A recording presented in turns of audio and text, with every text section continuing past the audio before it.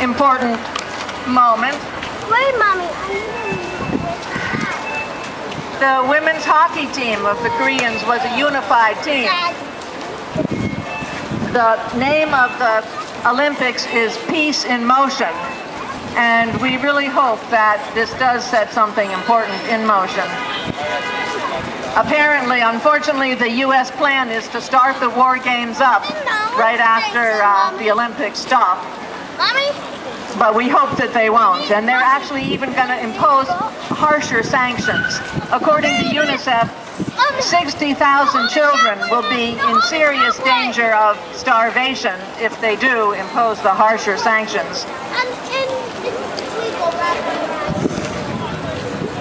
We have a petition here to President Moon and President Trump, and we would love signatures. We're asking them to negotiate, not escalate.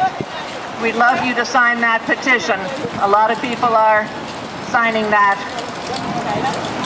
We are now at 2 minutes to midnight, according to the Bulletin of Atomic Scientists, which means we're very close to nuclear annihilation.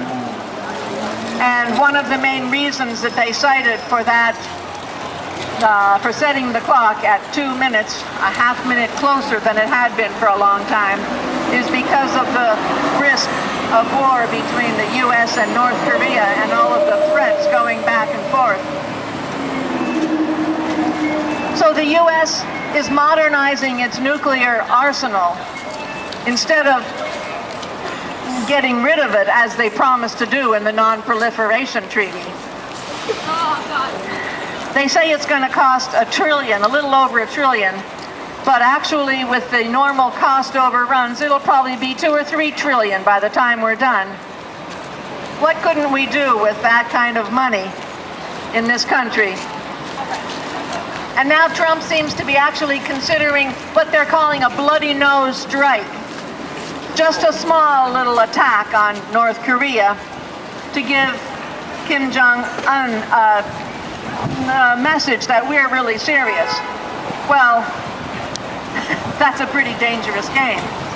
And there was this candidate for ambassador to South Korea, which hasn't had an ambassador for a long time, Victor Cha, who criticized the idea of the bloody nose strike. And next thing you know, he's not in the running anymore. Kim Jong-un has reason to worry about the U.S. He said he doesn't want to be another Iraq or Libya. And people in North Korea remember the devastation of the Korean War, or those who aren't old enough to remember, they have heard about it. They all know that the U.S. doesn't mind totally flattening a country. So we don't believe that the North Koreans are the big problem here. We think that our provocative actions are the main problem. What a double standard we have. We think any other country that wants to have nuclear weapons is a terrible threat. Well, how about us to the rest of the world? We're the only country that's actually ever used nuclear weapons, after all, when we didn't even have to.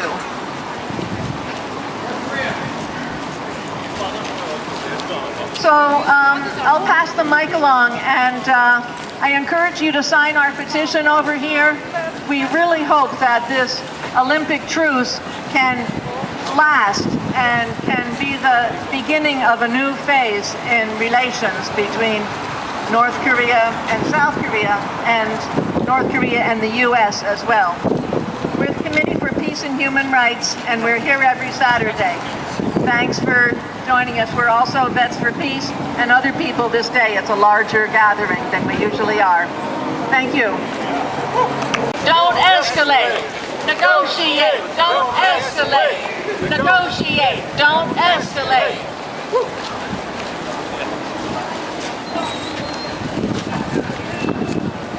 If anybody else has other things to say, please come up to the mic. I'd like to explain my new mask. Oh, yeah. So good afternoon, everybody. We are Vets for Peace. We are Committee for Peace and Human Rights. We are against the wars, and we are pro-humanity. And we're here today because of the terrible risk of the United States creating more bloodshed, as it's done so many times, and doing it potentially now in Korea. So I have a sign here that has 4 quadrants, and this sign is the new mathematics.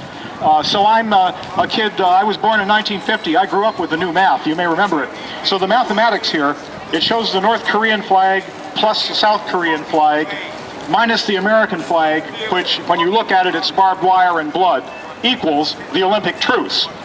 That flag on the lower corner of my sign, all in blue, it almost looks like Florida. If you painted Florida blue, that's the Korean Peninsula.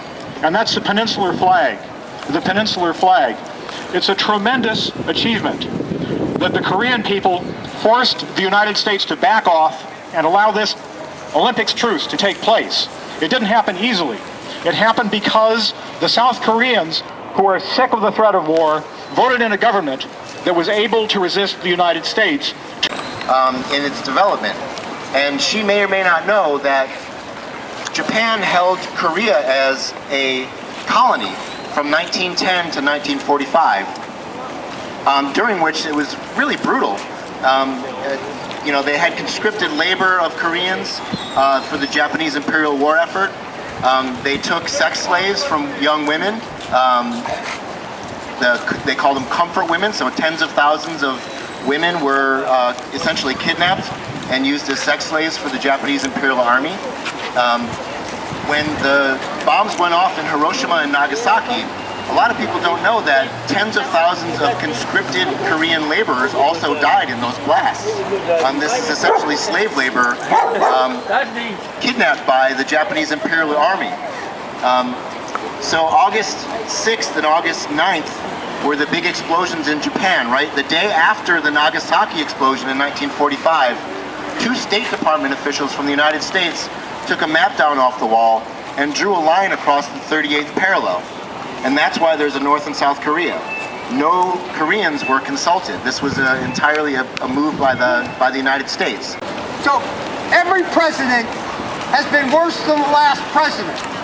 The situation is getting worse and worse. And in fact, in the Middle East, we are in the process of doing everything possible to destabilize our relationship with Iran and the Iranian nuclear deal, and actually create a situation where we will show South Korea and North Korea that we are not a reliable partner in any kind of a deal that could possibly get made with North Korea, because we are actually taking apart the one we just made with Iran. This is after, of course, we took out Gaddafi in Libya, after he got rid of his nuclear program, after we got rid of Saddam, after he got rid of his nuclear program.